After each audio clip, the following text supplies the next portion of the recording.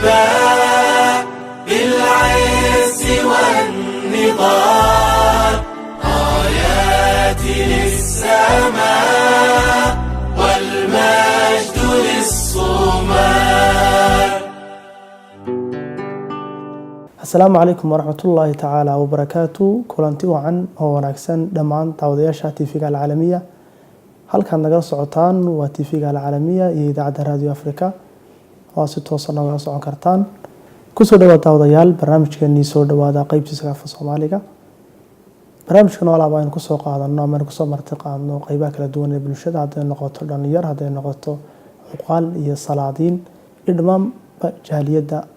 Soomaaliyeed ee waddanka Suudaan. Toddobaadkan barnaamijka waxaa noogu martiyaa Xamse Xaaji Cabaas oo ka mid ah ardayda Soomaaliyeed ee wax ka barta waddanka Suudaan, dhameeyayna kulliyadda waxbarashada qaybta maamulka tacliinta sare. Ku soo dhaw Xamse. Bismillahir Rahmaanir Rahiim. Alxamdulillahi rabbil aalamiin wasalaatu wasalaamu calaa ashrafil anbiyaa wa ba'd.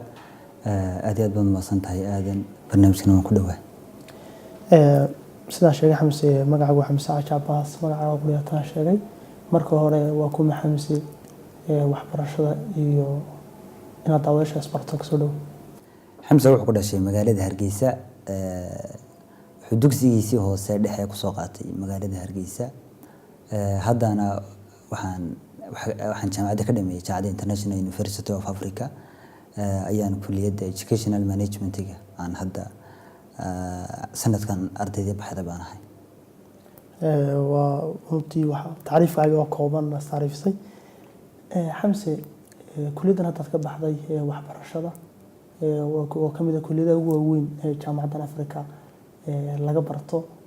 bal marka hore kulliyaddan iyo ujeedkeeda iyo waxay tahay iyo waxaad ka baxday iyo waxay qabato bal faahfaahin dheeriya. kulliyaddu waxay runtii waxa weeye waa kulliyadii Jaamacadda Afrika lagu aasaasay waxay ka kooban tahay 5 takhasus ayay ka kooban tahay waxa kamid ah educational management-ga curriculum-ka iyo manhajtii ah cilmi nafsiga baa isaga laftirkiisu qayb ka ah 5 takhasus waaweyn oo sidaas ay maxaan ku rahay ka kooban tahay aniguna waxaan ka baxay educational management-ga ama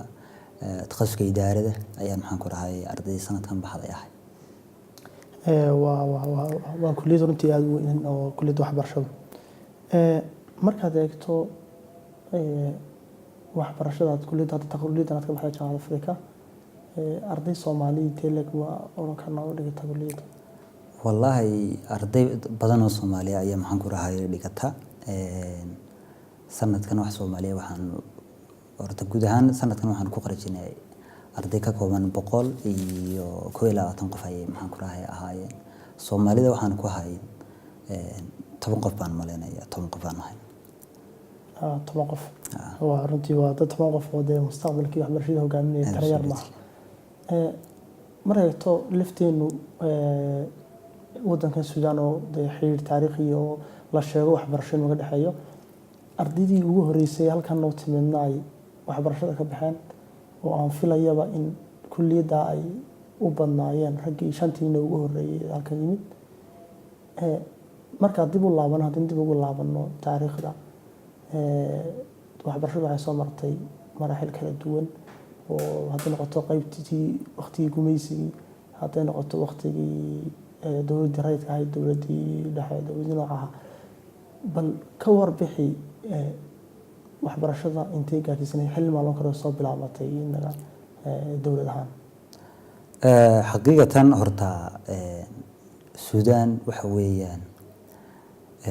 hadday noqoto awooyaasheen iyo inagoo maanta joognaba waa wadamada dhinaca tacliinta ama aqoonta aad inooga saaciday ayay maxaan ku rahay ka mid tahay dhowrkii nin ama 5 nin ugu horeeyay Suudaan waxbarasho u yimaada ama Soomaaliba Maxamed Axmed Cali ragga ka mid ahaa dagaalkii koowaad ee adduunka bilowgiisii bay hadan maalin markii ay maxaan ku rahay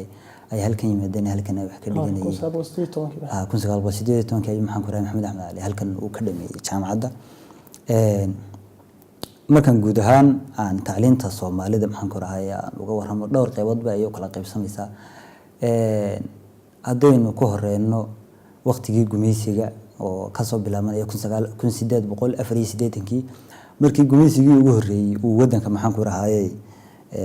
uu cagaha soo dhigay kasoo bilaabanaysa ilaa 1960kii markii ay maxaan ku rahayay saanacdaalo uu wadanka ka tegay runtii marka tacliinta Soomaalida laga hadlayo ama manhajka tacliimi marka laga hadlayo waxa la yiraahaa waqtiga gumaysigaasi muu wadan ama maxaan ku rahayay tacliintu may ahayn tacliin manhaj cilmiya raacaysa gumaysigaasi ahdaaftu ka lahaa ama ingiriis ha noqdo ama maxaan ku rahayay nidaamkii daaliga ahaa koonfurta ka jiray ha noqdo nidaamkiisu wuxuu buu ahaa ama ahdaaftiisu ay ku soo ururisay laba maxaan ku rahayay ujeedo in uu helo majmuuca min al-mutarjimin dad group ah oo u tarjuma maxaan ku rahayay isaga bulshada u kala tarjuma iyo inuu helo dad waxana akhriyay wixiisa maxaan ku rahayay akhriyaya oo dhinacii kitaabada ah maxaan ku rahayay ujeedkiisa ugu weyn gumaysigii waqtigaas uu ahaa ilaa 1960kii waxa la oran karaa de tacliinta Soomaalidu wax manhaj oo sidaas ay u sii raacayso may maxaan ku rahayay lahayn only ingiriiska iyo maxaan ku rahayay nidaamkii Talyaaniga ahaa dawladda Soomaaliyeed marka aynu ka hadlayno lama labadii gobol isku tagay labada waxba kala gumaysanayay labada Talyaani iyo Ingiriiska waxa la yiraahaa marka 1960 laga soo bilaabay ilaa 1960kii dawladdii rayidka ahayd ayaa maxaan ku rahayay markaana loo imanaya oo ah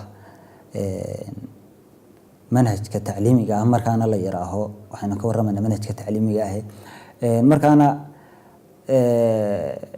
dabcan laba manhaj ay maxaan ku rahayay dawladdaasi labada dawladood ay ka kala tageen oo raadkoodiiba ayaa maxaan ku rahayay jiray manhajkii ingiriiska ama Britaniga ahaa oo waxa la yiraahaa dugsigiisa hoose wuxuu ahaa maxaan ku rahayay qaybtan waqooyiga dugsigiisa 3 sano ayuu maxaan ku rahayay ayuu ka bilaamayay dugsiga dhaxana 4 sano ayuu ahaa dugsiga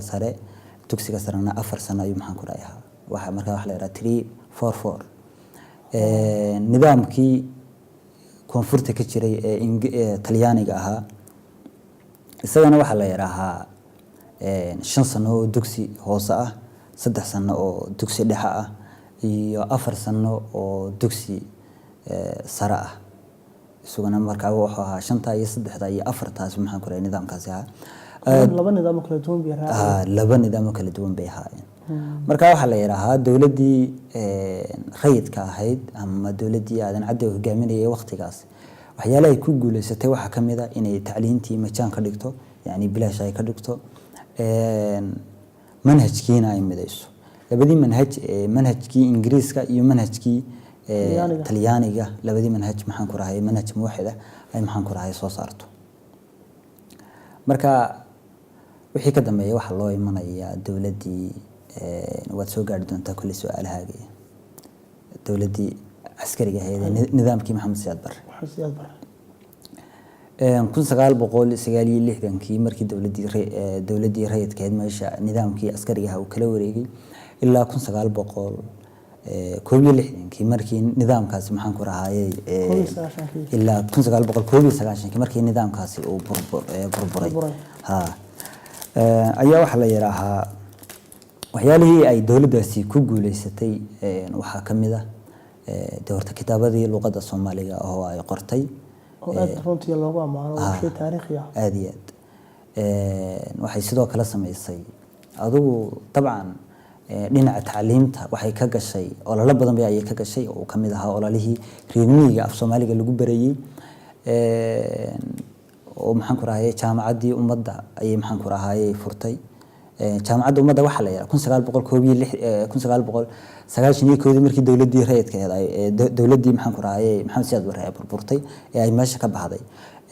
kulliyadda tacliinta quraata kulliyadii la foole oo quraata wax maxaan ku rahayay ka baxay arday maxaan ku rahayay lagu qiyaasay 18 maxaan ku rahayay arday kulliyadaas quraata macallimiinteedu waxay ahaayeen baa la yiraahaa ilaa macallimiin maxaan ku rahayay 500 gaadhaysa oo qaybihii oo dhan maxaan ku rahay iskugu jira ay maxaan ku rahay ay koobsanaysay dabcan wixii waqtiga laga bilaabana maxaan ku rahay de 1991kii wixii ka dambeeyay markii dawladdii dhexe ay meesha ka baxday sideedaba waxa la yiraahdaa hadii ay dawladii meel ay maxaan ku rahay ay dawladii burburto de dawladii maxaan ku rahay bimacna kalima wixii ay dawlad matalayso dhanba meeshii ka baxaya haday noqoto tacliin haday noqoto maxaan ku rahay dhaqan haday noqoto siyaasiyan bay maxaan ku rahay dawladda saaciib burburta waxyaalihii ay dawladdu shaamisinayso dhanba maxaan ku rahay ay burburay dabcan sidaas maxaan ku rahay ay dawladdii Soomaaliya markay maxaan ku rahay 91 ay burburtay ay maxaan ku rahay nidaamkii tacliimiga ahna uu la burburay marka wixii ka dambeeyay wuxuu baday bilaamay juhud fardiya maxaan ku rahay dadku ay iskood ay isku xilqaameen ama munadamaad maxaan ku rahay 93 ilaa 2002 waxa gacanta ku hayay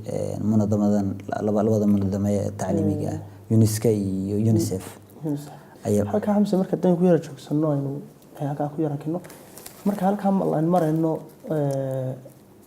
inagoo ka hadlayna maraaxisha kala duwan ay soo martay waxbarashada markaad eegto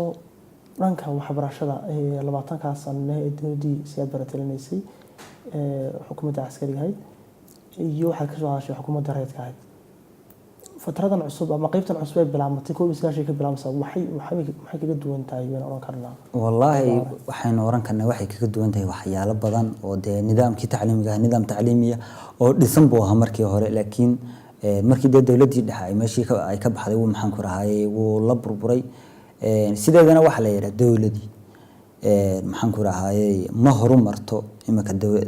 laba dawladood hadii la isbarbar dhigo dawladina maxaan ku rahay ay dawladu maxaan ku rahay horumaratay tahay dawladina dawlad ay dib dhacday waxa shayga quraatay lagu qiimeeyo waxa way tacliinteedu wax kale dawladdaasi may horumarin wax kalena may maxaan ku rahay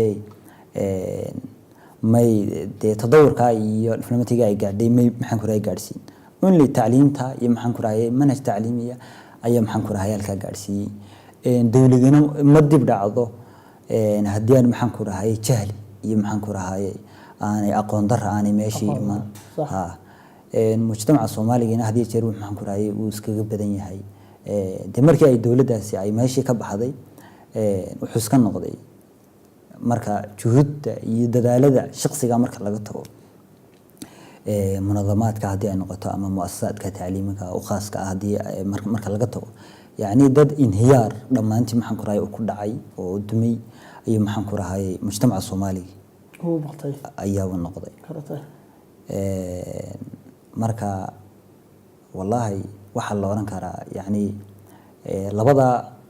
waqti laba waqti la isbar badhig karay ma yahay oo runtii aad u kala duwan baa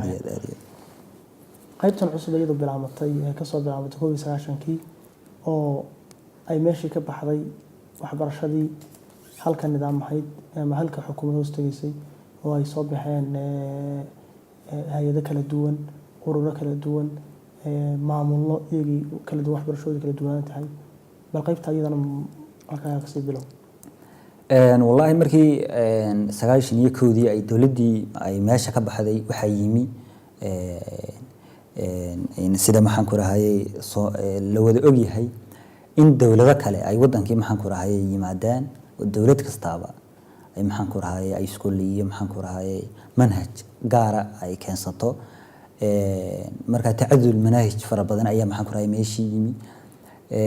in dawlad manhaj laga soo waarido oo dawlad kale la keeno ayaa maxaan ku rahay la yiraahdo tacadul manhaj manhaj laanba ayaa maxaan ku rahay dhacday imaka de wadankeena hadii aad eegto wax laga yaabo gobol quraata ayaa waxa dadka ku nool waxay dhigtaan intaas oo manhaj wax laga yaabo imaka Hargeysa kale hadii ay maxaan ku rahay qiimeeno manhaj Suudaaniya jooga manhaj Sacuudiya jooga manhaj Ugandis Ethiopian Kenya ani manhaj maxaan ku rahay Turki ani manhaj maxaan ku rahay jooga marka wax soo baxaya jiil yani maxaan ku rahay ka maran aqoon ahaan maran dhaqan ahaan maran taariikhda wadankooda ka maran ayaa maxaan ku rahay soo baxaya oo waxa weeyaan waa mashaakisha manhajda badan ay maxaan ku rahay wadankii ay ku soo kordhiyeen ayaynu maxaan ku rahay oran karnaa in yacni jiil wax kasta ka maran marka dad biyo iyo environment iyo deegaan ku wada noolaa loo kala dhigo 100 manhaj oo aan maxaan ku rahay aan islahayn dabcan de isla keeni maayaan ha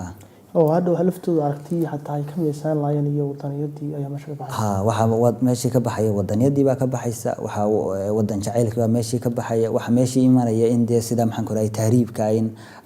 ay dadkii ay wadamo kale ay maxaan ku rahay jeclaadaan oo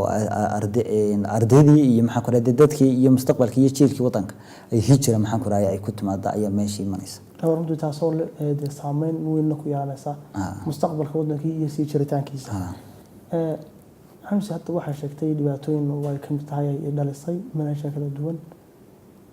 bal maxaad xal u aragtaa maadaama tahay arday ka baxay jaamacadda kolley aqoonna u leh dhibaatooyinkaas iyo xalalkooda u yeelan kara wallahi inta aynaan maxaan ku rahay horta xalka aynaan u gelin waxaad arkaysaa bilmetal wadankeennoo kale horta jiilka la soo saaraya ma aha markay meeshii manaahij kala duwan ay timaado jiilka la soo saaraya ma aha qofka la soo saaraya qof mujtamacii Soomaaliga ha matali karaya ma aha yani waxa weeyaan sida aynu soo sheegnay waa qof wax kasta ka maran macalinka laftirkiisa wuxuu dhigayaa wax laga yaabaa muassasaadka ka dhisan dhulka Soomaalida guud ahaan meelaha kale laga soo waariday ee tacliimta dhigaya waxa laga yaabaa macalinka sideen u badan tahay macalinka dhigaya waxa weeyaan waa macalin Soomaaliya macalinka Soomaaliga ah wax qualification iyo wax maxaan ku raay diyaarina midna lama siin waxa weeyaan wixiis waxa weeyaan waa macalin aan ardaygii dhaamin weey